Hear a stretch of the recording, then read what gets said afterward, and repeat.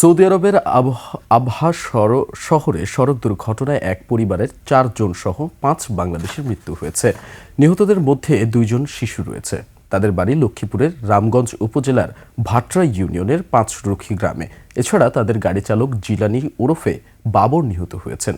বাবরের বাড়ি একই উপজেলার ভোলাকোট ইউনিয়নের বিষ্ণুপুরে। মিজানুর রহমানের আরেক মেয়ে ফাইজা আক্তার গুরুতর আহত হয়েছে।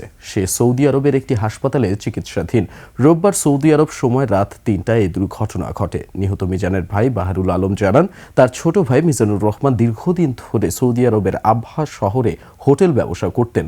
3 ফেব্রুয়ারি তিনি স্ত্রী মেহের আফরোজ সুমি ও 3 মেয়ে মোহনা, ফাইজা ও সুবহাকে নিয়ে ওমরা পালনের উদ্দেশ্যে সৌদি আরবে যান। ওমরা পালন শেষে প্রাইভেট কারে বাসায় ফেরার পথে আবহা এলাকায় তাদের গাড়ি দুর্ঘটনার কবলে পড়ে। সৌদি আরবে অবস্থানরত তাদের মামাতো ভাই রিফাতুল ইসলামের মাধ্যমে দুর্ঘটনার খবরটি তারা জানতে পারেন।